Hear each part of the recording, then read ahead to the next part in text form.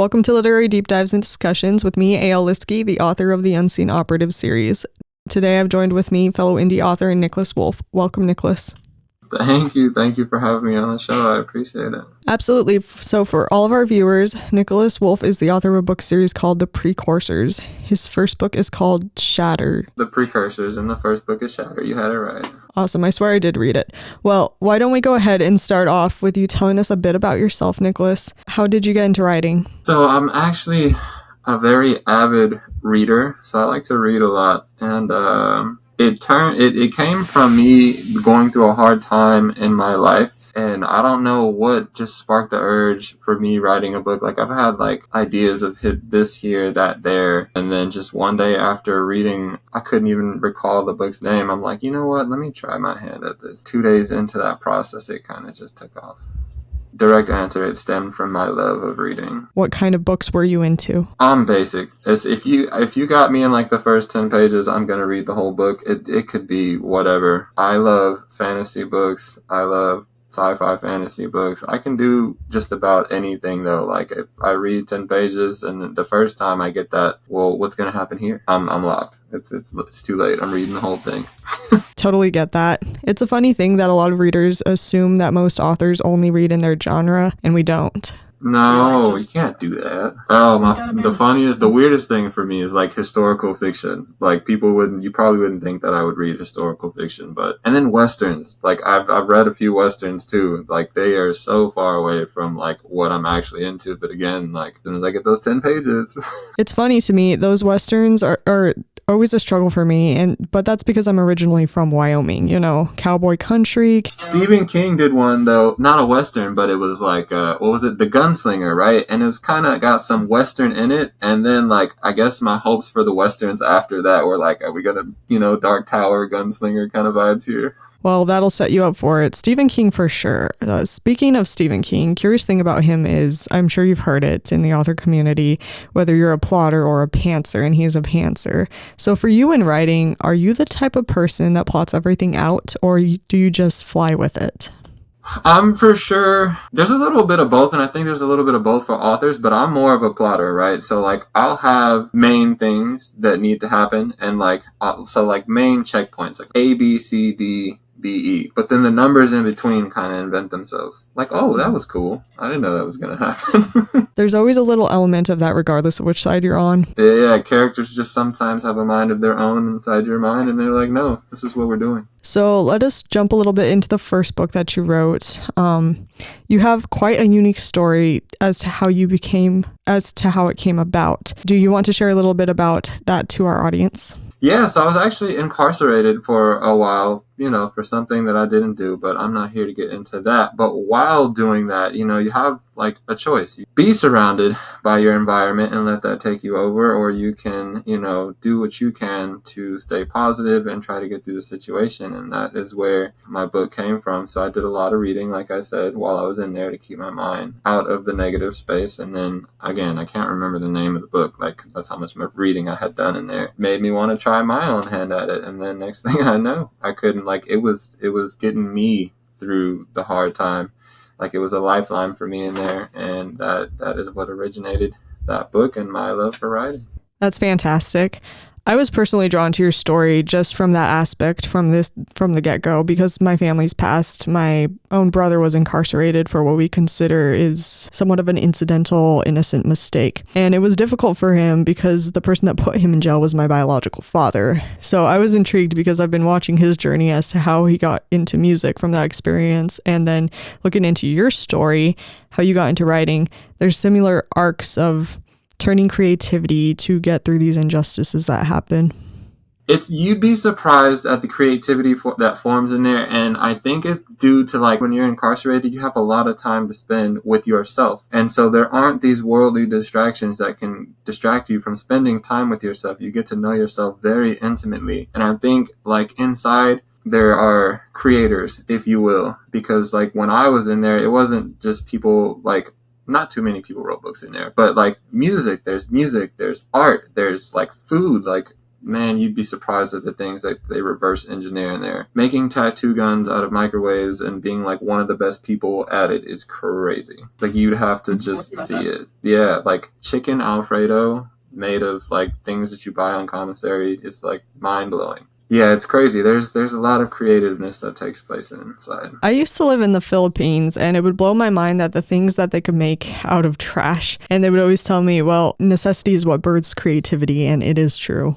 Yeah, the ingenuity is amazing. Yeah, so your main character, Luca, he begins as somebody who has everything except for freedom. Did that pull precisely from the experience that you were in?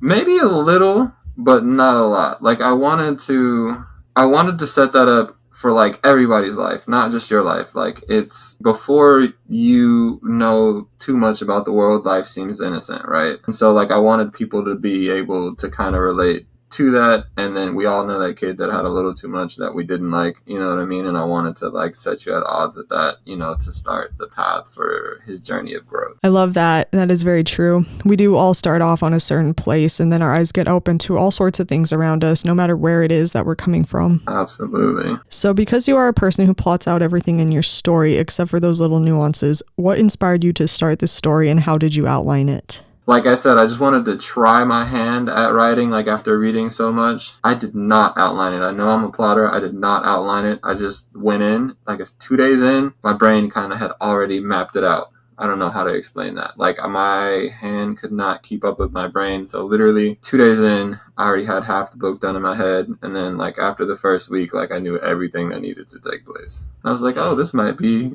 something that I should be doing permanently. I hear a lot of people say like, you know, they get the writer's block and they struggle with it. And I'm like, you know, that was not my experience. Given though, I was, again, isolation, you know what I mean? I don't have distractions. This is all I got, you know, and like I said, it was a lifeline. I was living through it. It is interesting that you say that, because I've met just a couple besides us of other authors who their first debut novel really was just all in their head from the moment they started writing. So like yourself, I plot more things now, but my first, it all just started, took right off on its own. And once I got done, I looked back and I was like, how the heck is this connecting? But it does, so. It's the amazing thing. Your brain knows what's going on. You can't keep up with it, but your brain knows. Yep, it's all in the subconscious. Yeah. So tell us a little bit about your main character, Luca. What was he inspired by? And what have you discovered about him since writing the book? Luca, again, starts off as like the kid that just is, he's got everything that he ever wants in life. And so he doesn't know he's severely lacking in the more important parts of life because, you know, he's blinded by the material life that he's lived his whole life. And his, like, I knew from the beginning, like, his journey was going to be one of growth. Like, I wanted to immediately make you not like him. That's like the setup for the pivotal moments of growth that he does have. I wanted the readers to be able to relate to maybe not his particular struggle, but just like the change, you know, the growth. Like, okay, you know, I'm not alone of having to grow in my life and be uncomfortable and come across situations that aren't always so easy to solve. And what I have learned about Luca, I learned kind of early, but like this was something I didn't plan. He is smart but impulsive. Like, given the time to think, if he chooses to use his brain, he can probably figure it out, but he does get hot-headed and will act without thinking, even though he can think. Yeah, I did. I sensed that while reading the book, especially at the start of it when he's interacting with his grandfather and he has so much attitude. Oh man, Grandpa. He's one of my favorites. I love him. He is a pretty great guy.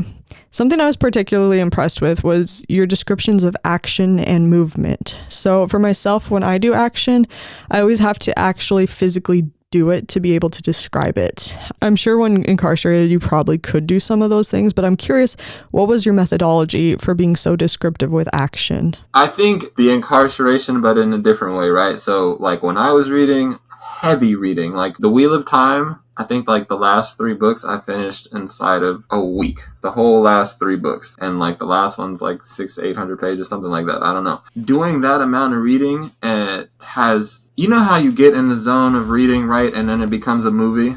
So now imagine doing that every single day because I don't have anything else to do. When I see these things in my mind, like it's building, that's a muscle, it's building that, you know? So now when I'm writing, like my imagination is just peak because this is all I can go off of is my imagination while I'm in here. So I wrote the book, like I got everything to make sure the story was solid and intact the way that I pictured it. And then I rewrote the book twice. Once for action, like I went back, and then when there was action scenes, I'd slow down, like, okay, this can do this can like be more clear here, do this, like, and then the other one, scenery. So I did the same thing, like after I did that rewrite, I went back and I redid it for scenery. So I'm sure that helped 1,000% with the action scenes. A rewrite specifically focused on that. It's good to go back and do multiple drafts. So because you were incarcerated, did you do this on notebook? Yeah. Do you do all drafts on notebook? Yes. Oh my gosh, I'm so mind blown. What was that like? You know, everybody asked that, and at the time, I didn't know anything different. That's all I had.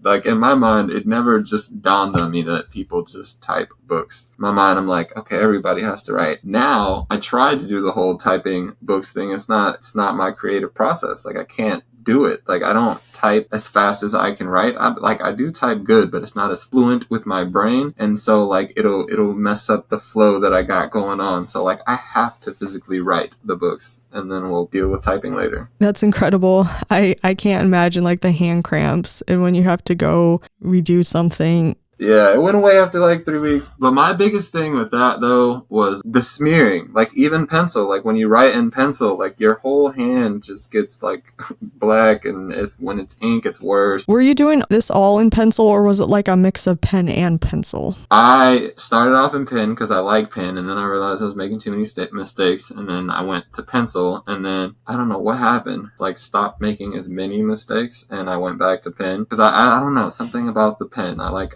the pen better than the pencil. Yeah, I was never into drawing much with pencils, but if you give me a pen, I will just draw like crazy. Something about pens is just great. No, if I'm drawing, I need a pencil.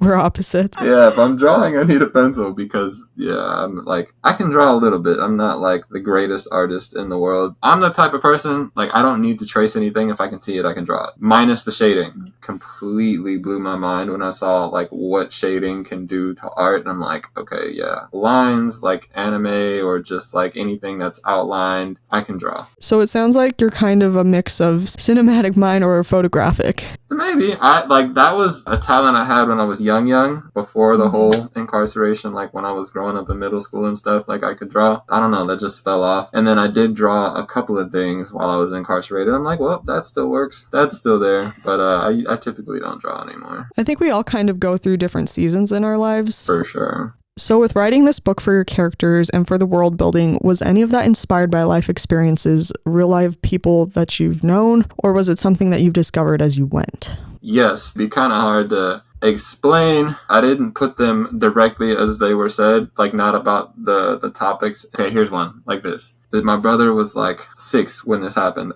Okay. Shari goes into Luca's room and they're talking, and then like she says some things that make him uncomfortable, and he's like, why do you say things like that? And then she's like, is this my mouth? And then like, yeah. And then he's like, so I can say what I want to say. That directly came from me and my little brother. I was like 18 at the time, and I was supposed to be spending time with him in his room, but he was just playing the game. So I'm on my phone. Mind you, he's like 6 or 7. Don't judge him. You know, little kids do the craziest things. He's playing his game, and then I look up from my phone, and he's got the controller in one hand, and he's digging a wedgie out of his butt, like with the other hand. And I'm like, yo, like, get out of your butt. That's gross. He politely pauses his game, puts his controller down, looks at me, and he's like, is this my butt? And I'm like, yeah.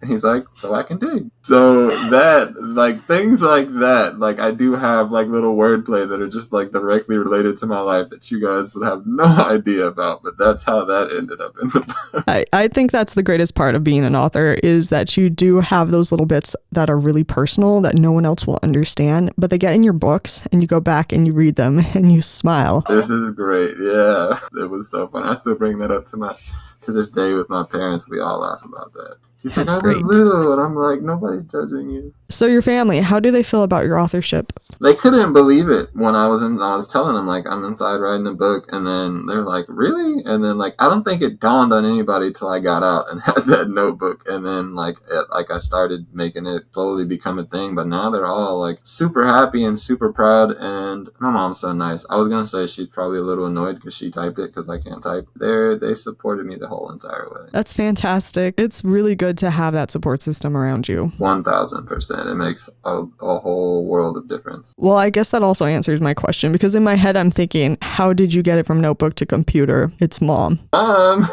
Mom, hello, because she can type like 90 to 100 words a minute. She's been typing forever, and I'm like, Mom, like, yes, I could do this, but we could do it so much faster. Just please. And like, to her credit, she typed it inside of like, I want to say a week and a half. Yeah, it's real love right there. Only the parental love. It's probably just because I had just got home too, so she wanted to like super show out.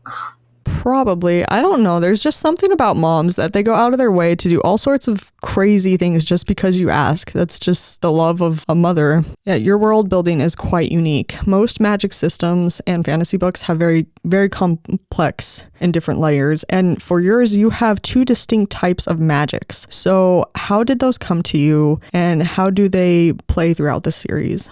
So I wanted to do something a little different than like a lot of the things that I was reading about at the time. When I was inside, people used to play Dungeons and Dragons in there, and so like, you know, I kind of got into that whole magic system. And so like I was thinking like, okay, there's so many different types of things that you can do when you think about magic. And so like, okay, like it just started to like form. Like I want two unique magic systems that like one are like, they seem totally opposite, but they're both equally powerful in their own right. You know what I mean? And one is more like a destructive power, and the other is more like a finesse power, like, you know, the ability to interact with reality, maybe not alter it so much, but like in ways that can be super helpful in any way, not just battle. We've only broken, like in the first book, I promise you, we've only broken the surface of those magic systems. Like, you guys are in for a treat because it does get good.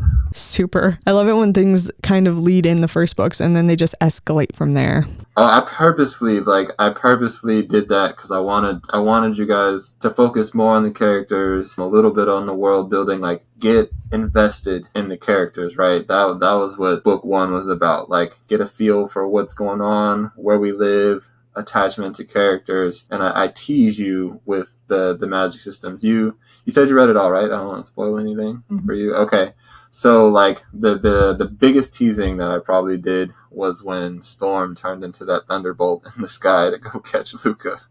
And they're like, is this dude a thunderbolt right now? And he just hits the ground like, hey, you're going the wrong way. All casually. And the Beast of Power, which interestingly enough, I got added in at the very end. So like I wrote the book, that was not in there. And then like an idea occurred to me when it was done. I can turn this from 3 books into more like 7 books. Should I do this? And then after a week of thinking, I'm like, you know what? Go for the gusto. Let's do it. So then I go back and put the Beast of Power in there, which will greatly expound what's going on. That's exciting. I'm all for that. I mean, when I finished my books, and it's been through the editor and it comes back to me, that's when I add the epilogue. I don't write it. I don't even think about it before it's through the final reads through, and then boom, it's there. It was such a new process. I wrote the book, and then I wrote the prologue, then the editor got it, and then I don't think I changed anything after that. Although in the next one, there will be a prologue and an epilogue. The whole next one's already planned out. Now I just struggle with like time now. Yeah, it's quite a different story. I mean, having all the time in the world to write is one thing. And then when you get back to the regular working world and you have to have a job and manage dynamics, so how do you manage your time with writing? I haven't been as diligent as I want to, but and then for me, it really is difficult because like I want to sit down and write all day. Like I want to lose myself in the world just like I did the first time, or I feel like I would be doing the readers an injustice. You know what I mean? Like I don't want to half-heartedly, write this this section of a chapter, like, you know, because then you lose things that like characters would do naturally. Like, you know, when the book begins to take over by itself, like if I'm just like half-heartedly writing, then those characters aren't going to do those same things because, like, again, those are the things that I didn't plan out. Those are things that just happen naturally. And I don't want to lose that in book 2. So I'm actively trying to find a better way to go about writing, because the piecing little stitches of time together is not working the way I want it to. Completely get that. Especially like plans can change. Even if you do section out time to really immerse yourself in the world, then suddenly there's something else to do or somewhere else to go. Yeah, life just be lifing. Do you set little goals for yourself? Like some authors say like 50 words a day at least, just to keep themselves consistent to get there. See, I can't do that. I can't do that. That doesn't work for me. Every other weekend, if possible, I want that weekend we're writing for 2 days. So I'll give the world a weekend, and then in this weekend I'm gonna just, you know, come into my lair, and we're just gonna write and be in the world of the Precursors for the next 2 days. Yeah, see, I relate a little more to that style because like yourself, I like to be completely immersed. So if I can't set aside at least 4 hours to really dedicate to at least the Unseen Operative series, then any writing that has to go on goes into my nonfiction books because I don't have time to immerse myself into anything to write those. It's very, very different. That makes total sense. And then people are like, well, why don't you just write a little here and write a little there? And I'm like, you obviously don't know, you know, what's going on in my head when these things happen.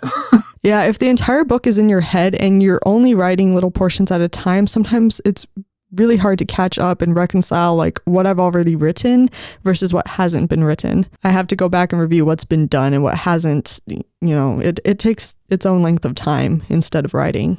Authentic emotions, like if like when you're in that path of writing, you're like, okay, so and so is definitely not going to like this. They're going to feel some type of way, so there's going to be an outburst right here because, you know, she's not going for that. Whereas, you know, if I'm writing, you know, 50 words a day or a little bit here, a little bit there, like I'm like, okay, I just need to write this. Okay, I just need to write this. I need to write this. And then you lose the, you know, the authenticity from the characters. Very much. That's kind of like yourself, why it doesn't make sense to me to set word goals for a day, because not every word or every sentence has the same value and things are going to take longer than others. Absolutely. The edit process, particularly for me anyhow, like I spend 3 days on a single set of dialogue just to make sure it's absolutely perfect versus some descriptions I could go through, you know, an entire chapter and be like, whatever, it's good. So kind of the editing I did was the major rewrites. So I go from start to finish, and that's just to keep authenticity and integrity of the story, right? You have a story, you want to tell it. I want to tell my story, okay? And then once that's out, told my story, so now the story is done, and then going back and like reading it and writing it like with goals in mind is like the best way for me to do that. And then like when I did the action rewrites or the scenery rewrites, like sometimes like I would focus in on like, okay, this character would have a bigger reaction here, or, you know, because this is the first book of the series, so the characters were also growing in my head as they were being written on the paper, you know what I mean? So by the time I finished the book, I had a clearer picture of who everybody was. So like on those rewrites, I'm like, okay, dialogue, nah, she's gonna do this, she's gonna do this, she's calm, she's not, you know what I mean? That's how I fixed the dialogue there. I did pay for an editor, which punctuation, like I didn't have the correct punctuations like when I originally wrote it, so she did a lot of correcting on punctuations. Very grateful for her. A lot of the other stuff was just like little words here and little words there that I completely got from social media when I had like my first round of readers. They're like, hey, this says this, and hey, this says this, and like slowly but surely, like, you know, the book kind of got perfected through the readers in that way. Beta readers are the best sort of feedback. I agree. And it's like I read the book like 10 times before I put it out. I was like, okay, it's perfect, just for a whole bunch of people to be like, hey. Gosh, I got that. My mother, she didn't start reading my book till it'd been out for 2 months, and when she did, she would circle words and text them to me and be like, is this the actual word you wanted to say here? And I'm all like horrified. How in the heck did that pass? Yeah, I know. It's crazy. But, you know, we don't have as much support as the traditional authors, indie authors. We kind of got to, you know, figure it out and use the resources we have. That's Very true. I was in a podcast with another author, Hayes Wolfenden, and he brought up that very point that it's like they have a whole team of like 20 people to make sure that absolutely everything is perfect. Whereas we indies, we have to have a lot more grace for that. Yeah, I mean, if you're an indie author, you know, right? It's like a if you know kind of thing. I feel like it's more the audience that's harder on us than we are. Because again, I support the indie authors. Like the fact that you sat down to write a story, like after everything that I went through trying to get this out of my brain, and I know what you did to do the same thing. Like, hey, you did a great job. I don't care if this word is wrong. It doesn't matter. You did a great job. Like your struggle was real, and just little nuances are not. Yes, it didn't come out like a traditional publisher, but we're not traditional. You know, we decided to take this task up all on our own. Yeah, for myself, since becoming an indie author, I've been a lot more impressed by indie authors than traditional authors. Not because traditional authors are any less skilled in their craft, but because we are literally a team of 20 people in one, and there's a lot harder of a current to swim against than they have. Definitely. And they still traditional authors still tell amazing stories, but just that little bit makes the whole difference. Because I know when you went through it too, when you sat down and wrote your first book, you didn't think that the back end was going to be harder than the front end. No, like, you know, that was nothing that any of us would have ever expected. And that's where they genuinely get like all the support, you know, that we don't have from their traditional publishing teams is on that back end when you're trying to get edits or notoriety or, you know, promoting. Like, you know, this is all stuff that we don't have access to at all. Social media can be its own big trap for indie authors. There's so many notions out there that aren't necessarily accurate that just pervades throughout the community and often cause indie authors to panic and compare themselves or even do just crazy things trying to market themselves. Yeah, it's wild, but I'm very thankful for my experience. Like I found a very niche group of people that resonated with my book, and then I got a group chat called The Lost Ones. Shout out to The Lost Ones, guys. I love every single one of you guys, but they've supported me through this entire process, and now it's more like a family. Like we're all very close and very supportive, not just of my book, like with everything that everybody goes through. Like it's just a safe space for us to be in and like, hey guys, this is happening, or like, you know, motivation or whatever. Like it's just, I'm very grateful for everyone in that group, you know, for creating that safe space for not only me but everybody. That's wonderful. How did you come up with creating that group or meeting those people? I started out just like anybody else. I think I was that annoying guy DMing everybody, hey, I got a book, hey, I got a book, hey, I got a book, you know, 1,000 times over and over. But I did have a friend who helped, because one of my friends went to college for social media marketing, and he's got his own business. It's not huge or anything like that, but he helped me put together like a video trailer, and he helped with like some of the marketing, because I told him I wrote a book, and he was like one of the first people to read it. And he's like, yo, this is pretty good here. And I'm like, hey man, thanks, appreciate it.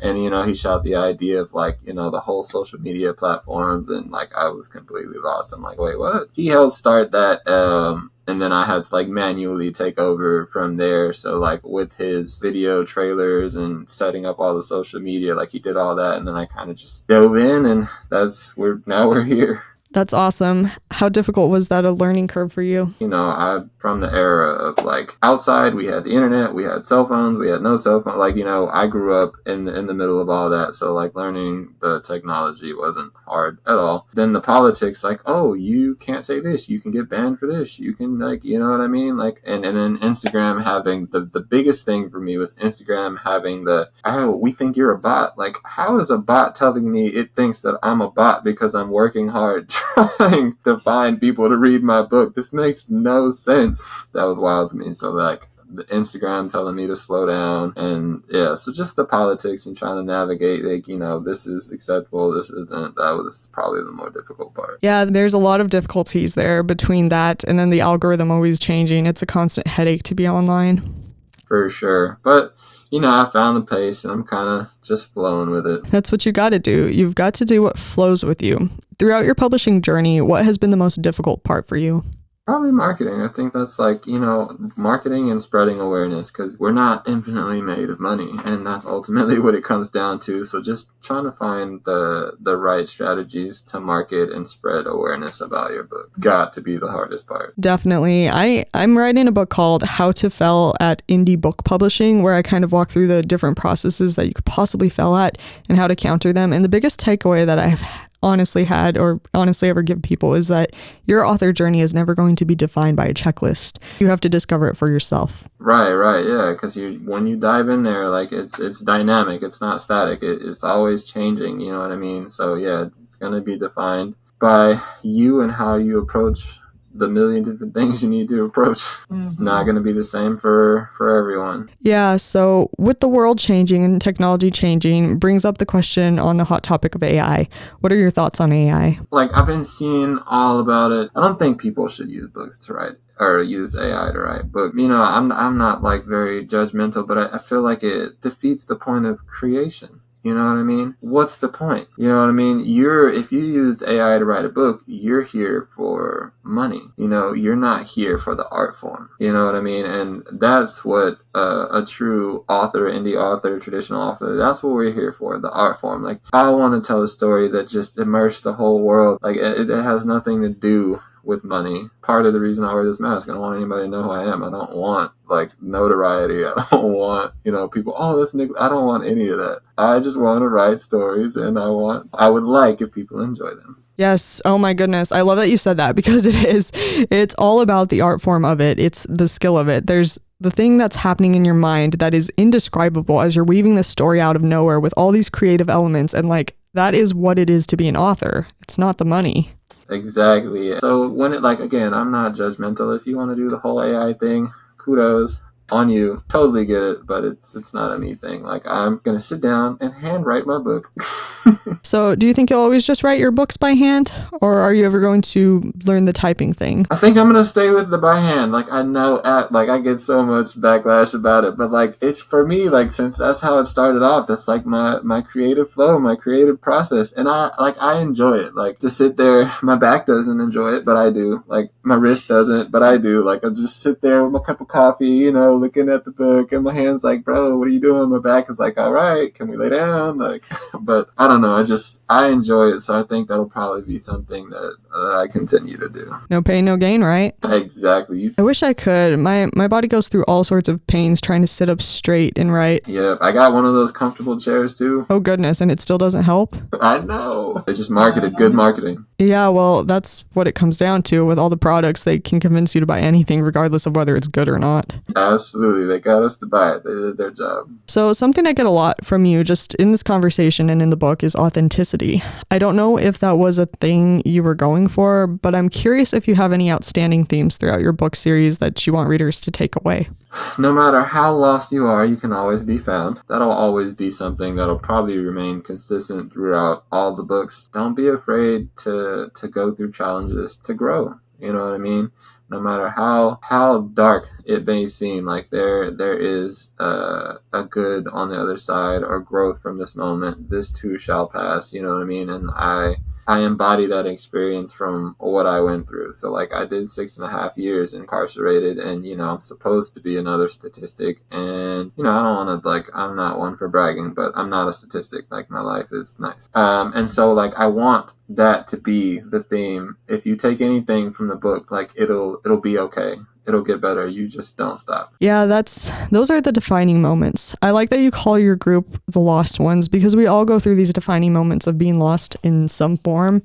And sometimes that can be days, sometimes it can be weeks, sometimes it can be years. But when you look at it, the person that you are could not have happened without those times. Correct. You are a product of your growth. Your experience is good and bad. You are a product of both the good and the bad. And yes, the person that you are today would not be here without those experiences that you had. And I cannot take credit for the title, The Lost Ones Group. They did that on their own. And I went with it, and I love it. So I'm also happy that happened. But that was the name that they gave themselves, and we went with it. Seems like they picked up the theme from it too. They did, and that's why we're a solid little family, man. It's awesome. They sure did. That's fantastic. I'm working on finding my audience. I'm a mix of people who like Agatha Christie and thrillers, and those don't often mix, so it's all over the place. But it's pretty cool to hear that you found your niche. I wouldn't even call it a niche, because like, if you look at the people, the pages for the people that are in the Lost Ones, I think they're all a little bit different. Nobody is the same. So it's not a niche. It's more like people. I found my people. You know what I mean? Not necessarily a niche category. You know what I mean? I feel like in my mind when I started, I'm like, okay, fantasy, there's going to be a bunch of dudes. I think everybody in that chat is a girl besides me. Like, I'm now believing that dudes don't even read anymore. I do wonder that sometimes, I'm not gonna lie. Do guys read? Is that a thing? I mean, I have met a lot of authors who are men, but when you get to talking about books, there's very few and very particular men that read that are on social media at any rate. Yeah, so like, yeah, as far as a niche, like if there is one, I don't know it. But it's all about connections. Something within all of us connects us in some way, and you have to have that connection. 1000%. What are your biggest goals for being an author? Like, what do you see for yourself in this journey at the big end or the big finish? I don't like day to day, I don't carry those thoughts. You know what I mean? Because then you put a pressure on yourself that you're not meant to be had, and it'll take the enjoyment out of the process. The biggest thing I would just love for everybody to read or spread awareness about the book, but like in no way do I need to be a Stephen King or a Brandon Sanderson. Like, this for me is more about the journey than it is the destination. Joy on the journey. Yeah, it's an experience. Like, right now I'm here on this podcast. I got to connect with you. It's awesome. You know what I mean? Like, be in that moment.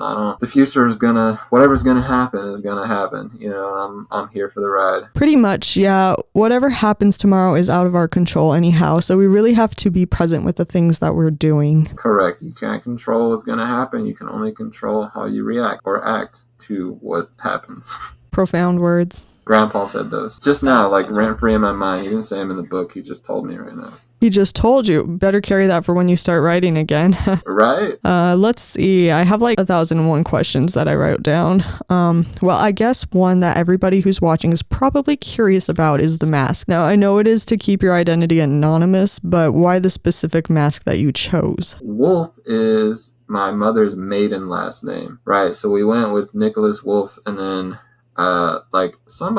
two people at the same time had asked me about a podcast, and I'm like, well, that's problematic because I don't want my face out there. My friend that was the marketer, he's like, just get like a mask or like, you know. And then I'm like, I didn't know how I felt about it at first. And then like I was scrolling, looking through it, and I saw this one, and I'm like, okay, nice. I could do that one. And then we kind of just went from there. And yeah, it's just because I want to be a normal. I like that, keeping yourself normal. I don't know about you, but back in the COVID era, when everyone got to wear masks around, like that was my jam. It was my favorite thing. I personally hated the COVID thing. I was incarcerated during the whole COVID thing, and we didn't get like the good mask. You just had the normal mask, and they would fog up my glasses when I put them on, and I'm like, I hate these things with a passion. Like, oh my god, I can't see. And then like I did a lot of working out in there, and like you would get in trouble in there if you didn't wear your mask, and I'm like, I'm trying to work out and I can't breathe. Like, you guys got to cut me some slack. Oh, yeah, geez. It was crazy. So the COVID was not my favorite era. But then I got out, and then they like had these masks where like it pinches at the nose. And I'm like, why doesn't everybody have these? Pride.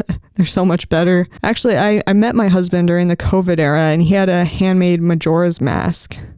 Oh, he's awesome. Yeah, and I was like, no way, I'm a gamer too, and actually that had a happy end. When he wakes up, please tell him I said he's awesome. But I do have to agree with the mask thing, because I was in dental hygiene school at the time.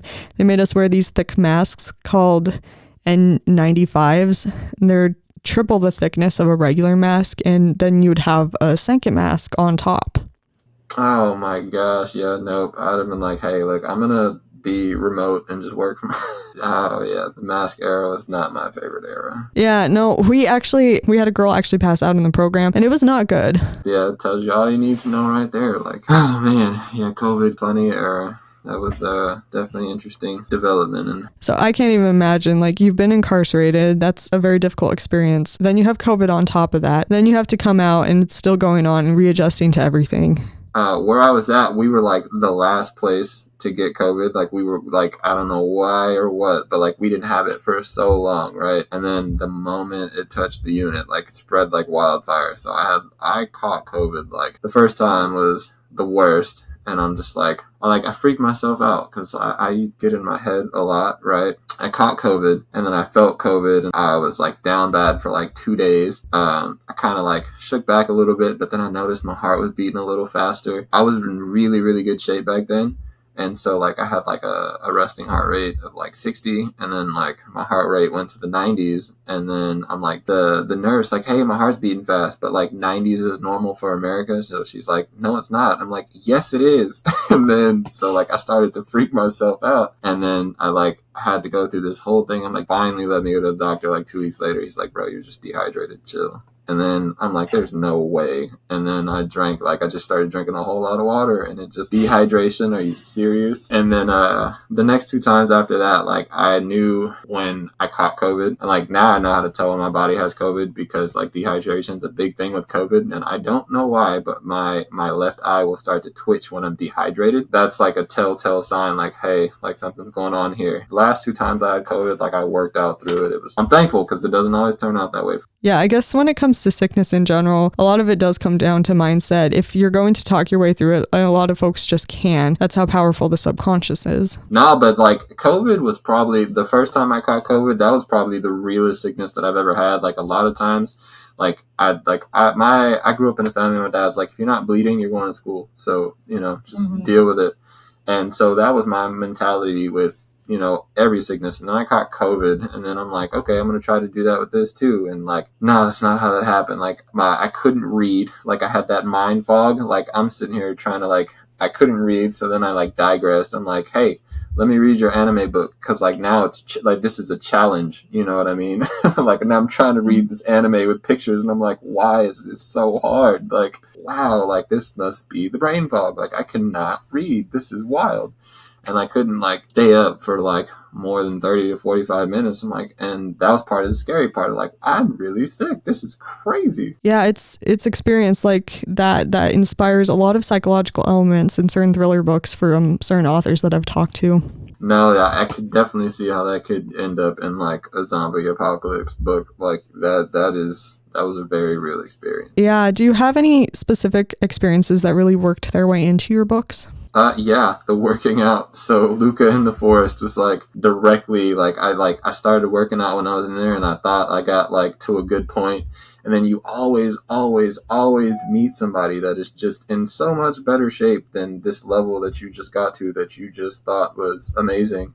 And then you're just like, how do you people do, like, what? I don't understand. And so, like, when Luca was going through that mode in the forest with Grandpa, and Grandpa broke his body and turned him into something else, that was definitely reflective of my experience on the inside. Like, I got into such good shape in there. It was wild. And like, even with that good shape, like, there's still people in there that do things like we're eating the same thing. What are you doing? Like, you can't eat any different. Like, we drink the same water, take the same showers. Like, what? How are you doing this? It's crazy. I swear some of it's genetics. For my profession, I work as a health coach, so I have a lot of clients that are always in this position that they're like, it doesn't matter how much protein I eat, the muscle isn't coming.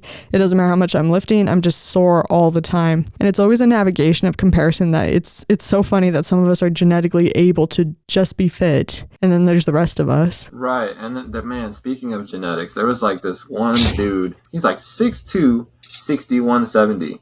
So he looked really, really skinny, right? What was it? 450 pounds on a squat rack, and hit it 10 times. And I'm like, you look like this weight would break your body. Like, how did you even do that? And he was just like, it's all in the mind, man. I'm like, nah, it's all in your genetics, bro. Yeah, I mean, like, my husband never works out, and he's like all muscle. And then there's me, like, lifting weights every day and, nothing, just not fair.